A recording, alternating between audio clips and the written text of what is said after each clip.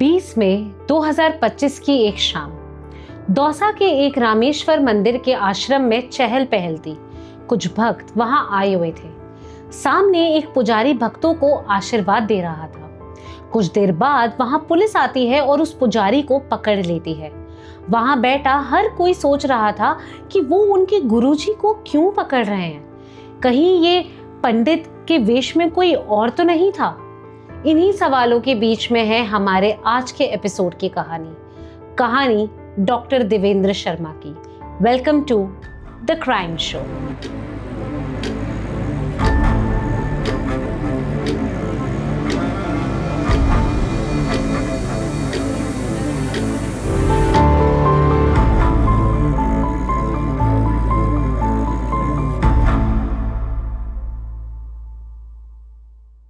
तो ये कहानी शुरू होती है 1958 के अलीगढ़ से, जहां देवेंद्र कुमार शर्मा का जन्म हुआ था। उसके पिता सिवान बिहार में एक फार्मास्यूटिकल कंपनी में काम करते थे, जिससे उसे मेडिकल फील्ड का एक अर्ली एक्सपोजर मिला, जिसका कारण था कि देवेंद्र का फ्यूचर इंटरेस्ट भी मेडिकल साइंस में ही रहा। साल 1984 में उसने बिहार से bachelor of Ayurvedic medicine and surgery की डिग्री हासिल की और देवेंद्र कुमार शर्मा अब डॉक्टर देवेंद्र कुमार शर्मा बन गया था। ये एक लेजिटिमेट मेडिकल डिग्री थी, जिसके बाद उसने अपना करियर शुरू किया।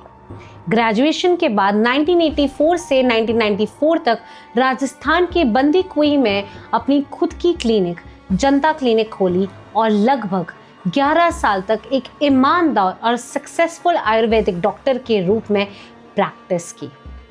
इस वक्त तक उसका कोई भी क्रिमिनल रिकॉर्ड नहीं था और वो समाज में एक रिस्पेक्टफुल लाइफ जी रहा था। अब तक डॉक्टर देवेंद्र 11 साल में 11 लाख रुपए जमा कर चुका था और क्लिनिक के साथ साथ साइड इनकम की तलाश में भी था। तो एक दिन उनके पास एक गैस डीलरशिप स्कीम में पैसा इन्वेस्ट करने का ऑफर आता है। डॉक्टर देवेंद्र को अपने पैसे किसी अच्छी जगह इन्वेस्ट करने थे, तो उन्होंने अपनी जिंदगी भर की सेविंग्स, जो कि लगभग 11 लाख रुपए थी, उस स्कीम में इन्वेस्ट कर दिए। एक महीने बाद जब वो उस गैस एजेंसी के ऑफिस पहुंचे तो वहां सिर्फ एक ताला लटक रहा था और दीवार पर चिपका था टू लेट का पोस्टर, जो उसकी ईमानदारी का मजाक उड़ा रहा था। बंदुकुई का वो इज्जतदार डॉक्टर वहीं सड़क पर बैठ गया। उसके पैरों तले जमीन खिसक गई थी। वो 11 लाख सिर्फ एक नंबर नहीं था, वो उसकी मेहनत थी, उसके पेशेंट्स की दुआ थी और उसके बच्चों का भविष्य था। जब वो पैसा डूबा तो सिर्फ उसका बैंक बैलेंस जीरो नहीं हुआ, उसका विश्वास भी जीरो हो गया था। This crushing financial loss and public disgrace completely warped his psyche and he came back to his home in Aligarh. अब वो पूरे दिन बेचैन रहने लगा। उसे रात को नींद नहीं आती थी। उसके दिमाग में पूरा दिन यही चलता रहता था कि कैसे वो पैसे वापस लेकर आए। ये बेचैनी देवेंद्र को दिन ब दिन खाए जा रही थी। उसकी सोशल रेपुटेशन भी गिर रही थी। ये सब चीजें देवेंद्र के ईमान और इंसानियत को धीरे धीरे अंदर से खाए जा रही थी और आखिरकार वो दिन आ ही गया जहां से डॉक्टर देवेंद्र डॉक्टर डेथ बनने की सफर की शुरुआत करता है। अब देवेंद्र ने कुकिंग फ्यूल की हाई डिमांड का फायदा उठाते हुए बिना किसी ऑथराइजेशन के भारत पेट्रोलियम के नाम से एक फेक गैस एजेंसी शुरू कर दी। ये फेक गैस एजेंसी सिर्फ कोई व्हाइट कॉलर फ्रॉड नहीं था, बल्कि ये एक वायलेंट रॉबरी नेटवर्क का मेन अड्डा बन गया था। शर्मा ने राजेंद्र उर्फ रजाऊ जैसे साथियों के साथ मिलकर एक गैंग बनाई, जिनका मेन टारगेट वो ट्रक्स होते थे जो अलग अलग सप्लायर से गैस सिलेंडर्स लेकर अलीगढ़ आ रहे होते थे। उसकी गैंग इन गैस सिलेंडर वाले ट्रक्स को रास्ते में रोकते थे, ट्रक ड्राइवर्स को मार देते थे और सिलेंडर्स की ट्रक समेत पूरी कंसाइनमेंट चुरा लेते थे और चुराए गए इन गैस सिलेंडर्स को वो अपनी फर्जी गैस एजेंसी के जरिए ब्लैक मार्केट में बेचकर मुनाफा कमाते थे। ड्राइवर्स को मारने के बाद एविडेंस मिटाने के लिए आसपास की नदियों में फेंक देते थे।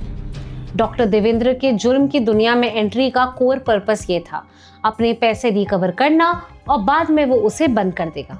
लेकिन अब देवेंद्र को भी पता चला कि उसकी अब ये नीड लालच में बदलती जा रही थी। बजाय इसके कि अब वो रुक जाए, वो गुनाह की दुनिया में और धंसता जा रहा था। According to Holmes and De Burger classification, serial killers majorly 4 types के होते हैं। पहले वो विजनरीज जो दिमागी भ्रम और आवाजों के जाल में होते हैं। उन्हें लगता है कि उन्हें भगवान ने भेजा है इसके लिए। Someone like Raman Raghav. दूसरे होते हैं मिशन ओरिएंटेड जो खुद को समाज साफ करने वाला मसीहा समझते हैं। इन्हें लगता है कि मैं इन लोगों को मारकर समाज का भला कर रहा हूं। और तीसरे होते हैं पावर कंट्रोलर जिन्होंने मौत को एक खेल और पावर का नशा बना लिया। और फिर आते हैं हेडोनिस्टिक किलर। ये ना ही किसी डेल्यूजन में होते हैं ना ही किसी मिशन पर। ये सिर्फ अपने निजी प्लेजर और मुनाफे के लिए मारते हैं। और डॉक्टर देवेंद्र की किलिंग्स भी इसी टाइप में आ रही थी। 1995 के आसपास जब देवेंद्र गैस सिलेंडर स्कैम के पीक पर था तब उसकी मुलाकात होती है डॉक्टर अमित नाम के एक शख्स से। और यहाँ से शुरू होता है उसका दूसरा रैकेट। डॉक्टर अमित के साथ मिलकर शर्मा ने इलीगल किडनी ट्रांसप्लांट नेटवर्क चलाया जिसमें कई डॉक्टर्स और मिडलमैन भी शामिल थे। देवेंद्र राजस्थान, हरियाणा और दिल्ली से ऐसे लोग ढूंढता था जो किडनी डोनेट करने के लिए रेडी होते थे या मजबूर होते थे। इस सारे प्रोसेस में देवेंद्र का कट 5 से 7 लाख होता था पर ट्रांसप्लांट। हालांकि 1994 में गवर्नमेंट ने transplantation of human organs act लागू किया था।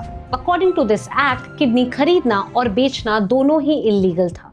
लेकिन इस कानून में एक लूपहोल था कि कोई अनरिलेटेड डोनर मरीज से अपने लव एंड अफेक्शन की वजह से अपनी किडनी डोनेट कर सकता है। शर्मा और उसकी गैंग के लिए ये महज एक लूपहोल नहीं बल्कि उनके मौत के कारोबार को सफेद करने का एक रास्ता था।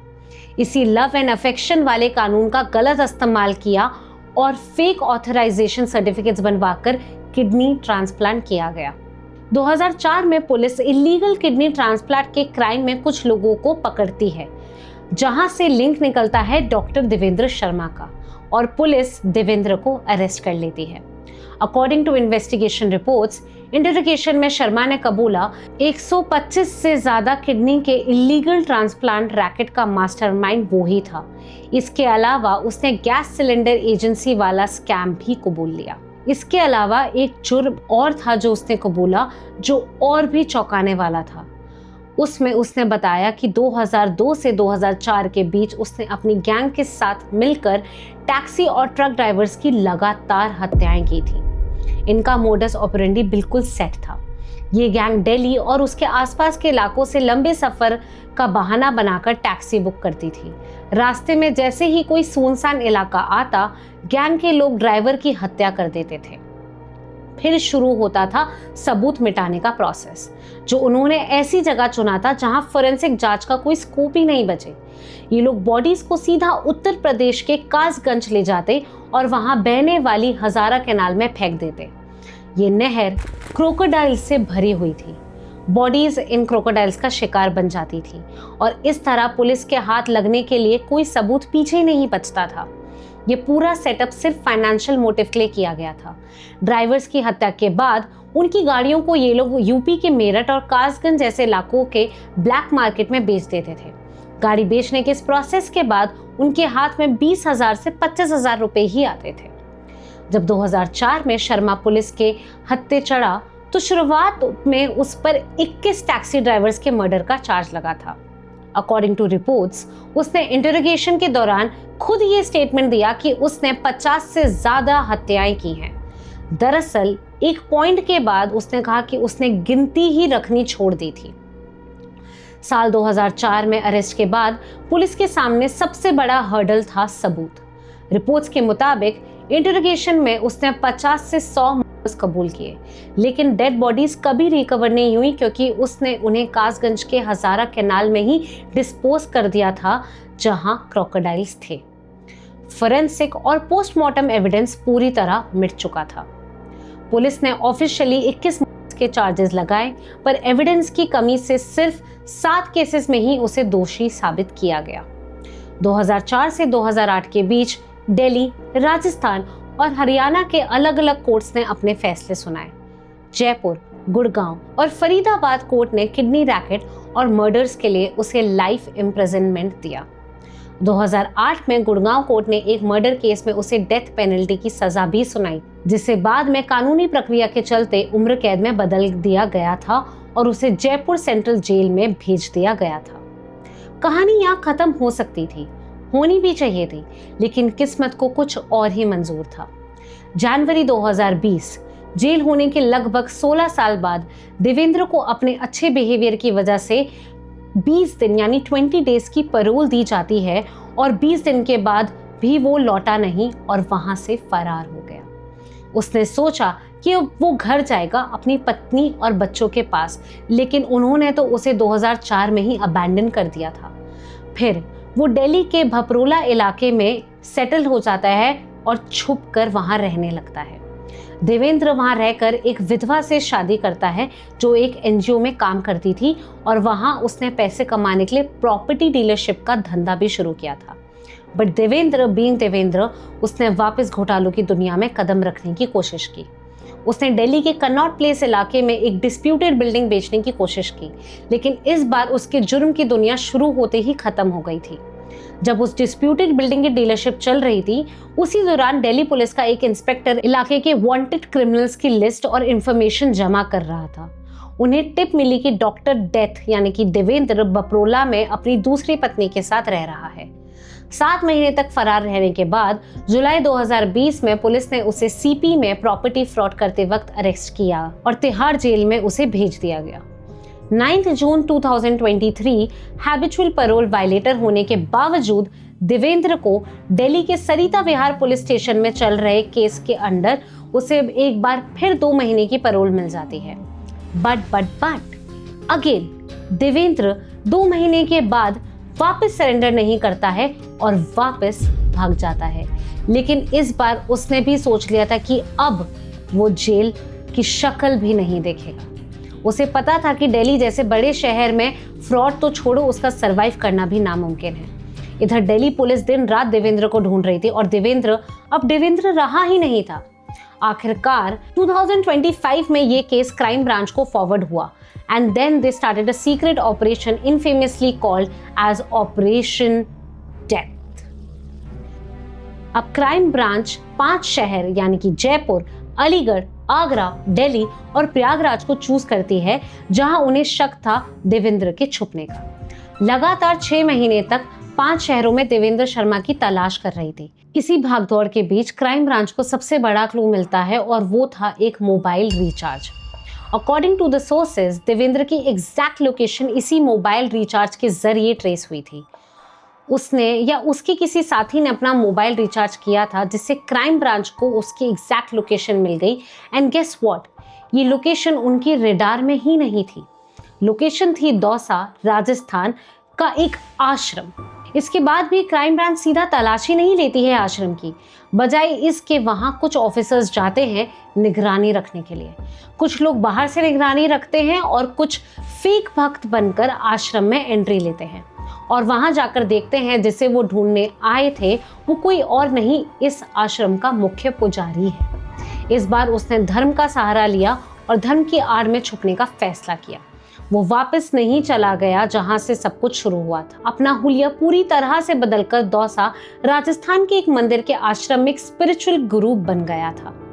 वहां वो एक फर्जी पहचान के साथ लोगों को आशीर्वाद देता था और आम भक्तों की तरह साधारण जिंदगी जी रहा था। डॉक्टर होना ही उसकी सबसे बड़ी सर्वाइवल स्किल बनी। वो वहां जो मरीज आते थे उनका इलाज कर देता था, जिससे लोगों में भी उसका ट्रस्ट बढ़ने लगा। आश्रम में किसी को भी शक नहीं हुआ कि उनका ये स्पिरिचुअल गुरु असल में एक कॉन्विक्टेड सीरियल ऑफेंडर है। स्टिल सिर्फ कंफर्मेशन के लिए क्राइम ब्रांच लगभग 10 दिन तक नजर रखती है। क्राइम ब्रांच का एक जवान जब उससे पर्सनली मिलता है तो उसे यकीन हो जाता है कि ये वो ही है। उसके बाद वो जवान तुरंत अपनी टीम अलर्ट करता है और उसे फिर से गिरफ्तार करता है। इस तरह एक छोटे से मोबाइल रिचार्ज ने उसकी 1.5 साल की फरारी का अंत कर दिया और पुलिस को उस तक पहुंचा दिया। अगर आपको ये एपिसोड अच्छा लगा हो तो please like this video and subscribe to TCS the crime show.